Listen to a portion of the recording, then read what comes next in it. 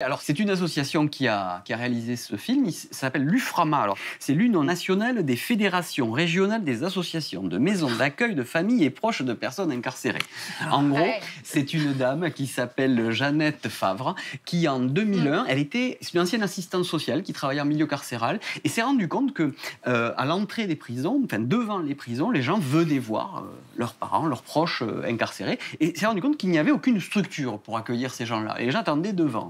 Donc l'idée, c'était de créer une maison d'accueil où là, on pouvait, avant d'aller au parloir, se poser, boire un café, discuter avec des personnes qui allaient vivre la même situation.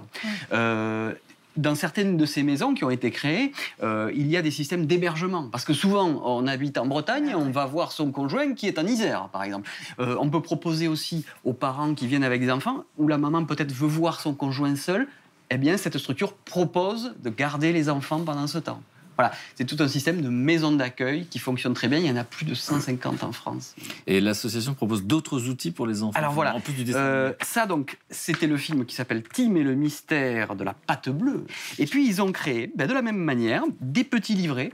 Et ces livrets, ils sont, comme le film, complètement gratuits. C'est-à-dire que quand on va dans ces maisons d'accueil, on peut voir le livre qui raconte la même histoire. C'est vraiment pour les tout petits. Et il y a toute une partie de questions aussi et de réponses pour aider les parents. Là, c'est vraiment pour les adultes. Et ils ont aussi fait tout un système de bouquins, un tas de bouquins sur comment on vit quand on a un parent qui a un bracelet électronique à la cheville. Voilà, comment appréhender, comment parler, comment...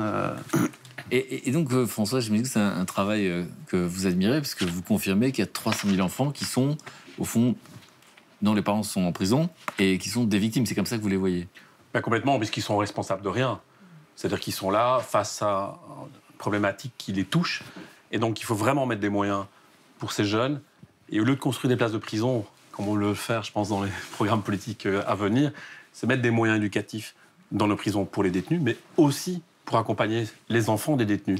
Garder le lien social, c'est super important. Alors, on va voir effectivement ce que proposent d'autres associations. Mais vous avez une association? Alors moi, j'ai monté une association. Je suis retourné en prison, en fait, parce que j'ai proposé à un comédien-rappeur français assez connu de jouer dans mon film. Et il m'a été reproché d'avoir fréquenté un ancien détenu, puisqu'il a fait de la prison.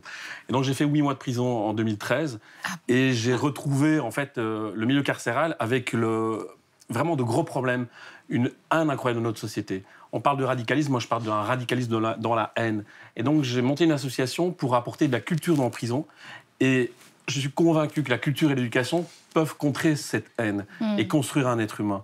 Et donc aujourd'hui, je demande à des éditeurs et des distributeurs de cinéma de me donner des livres neufs, ou aussi bien des films d'auteurs. Et l'idée, c'est de mettre ça à la disposition des bibliothèques, mais aussi des parloirs, pour que les enfants puissent lire une bande dessinée ou un livre avec leur père.